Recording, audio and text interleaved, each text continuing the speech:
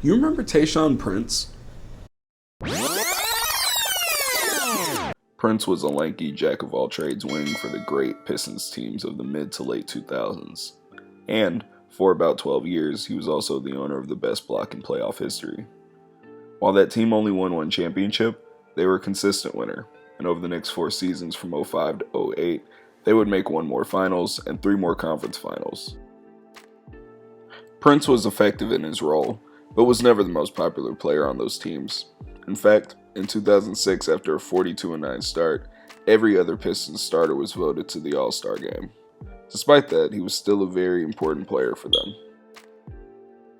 Not only was he their best defensive wing, who could guard everybody from established stars like Kobe and T-Mac to young up-and-coming stars like LeBron and D. Wade, but he also had a solid offensive skill set too, averaging 13 points, 6 rebounds, and 3 assists during his run as a starter. He was never the most talented or flashy, but the versatility of his skill set made him invaluable to that team, and it's hard to imagine them ever having that level of success without him. What's up, YouTube? So after a dramatic and exciting playoff so far, we're finally at the conference finals. And while I expect both of these matchups to receive a ton of fanfare because of the star power, and rightfully so, I also think that in honor of Tayshaun and all of the other unsung guys throughout history who played huge roles on winning teams, it would be cool to preview both of these series through the lens of guys who might not get as much fanfare, but whose importance to the team can't be understated. So, without further ado. So we'll start first with the Heat and sharpshooter Max Strus. Strus has had a great year in Miami, filling in all year for a banged-up Heat team, and even taking over the starting 2-guard spot from Duncan Robinson to close the year. As his play has improved, Coach Eric Spoelstra has increased his role, with him getting more minutes, touches, and shots compared to the regular season. So one of the biggest differences between the regular season and the playoffs is how often teams hunt mismatches defensively. If a player has trouble defending in the playoffs, a good team will attack him until either the defense adjusts or the coach takes that player off the floor. The Celtics have been great at this through 2 rounds, with Tatum and Brown abusing the smaller, less athletic guards of the Bucks last round. I didn't initially plan for this part to be Grayson Allen lowlights, but I'm not mad at it. This is where Strus comes in. The Celtics would much rather attack him than PJ Tucker or Jimmy Butler. He doesn't have to be a huge plus for the Heat defensively.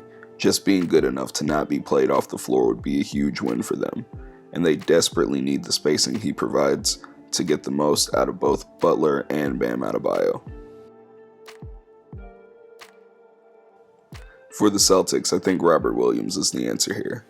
Time Lord had the best year of his career so far, starting more games than his first 3 combined and posting career highs across the board. The impact is there too, with the Celtics defense being almost 5 points better per 100 possessions with him on the floor, according to Cleaning the Glass.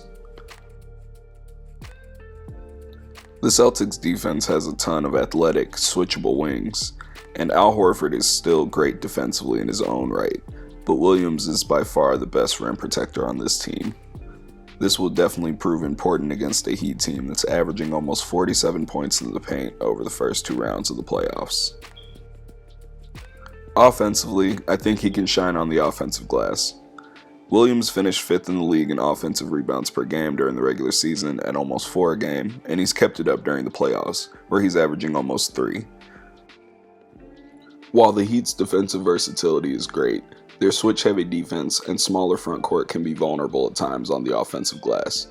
Philly took advantage of this on more than one occasion last round with Joel Embiid. The more possessions Williams can save like this, the bigger the Celtics' margin of error will be in trying to advance to the finals. Moving out west, we'll start with the Warriors. My plan when I was writing this script during the second round was to talk about Gary Payton II and how his athleticism at the point of attack defensively and his activity around the rim could prove important in the conference finals. I was even going to talk about how that head scratch thing he does is my favorite dunk celebration in the league this year just because it makes me laugh. And then Dylan Brooks decided to play free safety in game 2, so I had to pivot a little bit. So instead, we'll be talking about Jordan Poole and the importance of creation. The ability to create shots for both yourself and your teammates is always important, but in the playoffs, where defenses have more time to scout your tendencies and create game plans, players who can improvise based on how the defense plays them become even more important. Enter Poole, a slippery ball handler with great burst and a really reliable jumper, both off the catch and off the dribble. He's even improved his passing enough to function as a legitimate secondary playmaker. Outside of Steph Curry, Poole might be the only Warrior who can be relied on to create in both ways with any sort of consistency.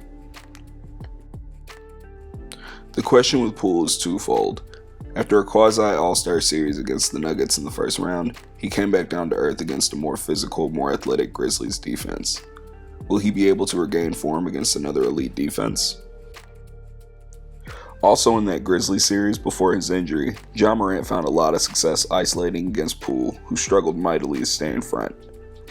Dallas is great at creating and executing against these exact sorts of mismatches. Poole has to be able to compete and disrupt a bit in these situations to give the Warriors their best shot at winning. Next, we'll look at the Mavericks with Maxi Kleber. Kleber is interesting because despite coming off the bench, he plays more minutes and gets more shots than the starter Dwight Powell. Why? Because he can really shoot the ball. In fact, through 2 rounds, Kleber leads the entire NBA in both effective field goal percentage and true shooting percentage, in large part because he's shooting 49% from 3 on almost 5 attempts a night. If you recall, the 2018 Rockets that gave the KD Warriors fits had a very similar plan, with 2 efficient ISO-heavy guards and as much shooting as possible next to them. The Warriors like to make stars play in a crowd to make them uncomfortable, and more shooting on the floor means they can't do that as much as they'd like. Since Kevon Looney and Draymond Green, the Warriors' best help defenders, will be guarding him, if Kleber can make the Warriors pay for leaving the help on Luka or Brunson drives, that will be a huge advantage for the Mavs. On the other end, Kleber is the exact type of mobile big who you'd want to have against a dangerous Warriors offense that never stops moving. Between Steph, Klay, Wiggins, and Draymond, they have a lot of weapons and a lot of ways to use them to bend or break a defense, even one as good as Dallas is. Kleber is guaranteed to give up points in these cross matchups, but him holding his own would go a long way to helping them pull the upset. So that's all I got for y'all today. If you like this video and you'd like to see more like it, feel free to like and subscribe. I do have a few videos that I'd like to get out planned on the horizon. And hey, again, if you'd like to see me talk about something else, I'm pretty open to talk about whatever. So leave it in the comments. I read every comment. There's like 3 of them right now. And if you made it to this point in the video, I appreciate you. Thank you. Got more content on the way. That's all I got. Peace.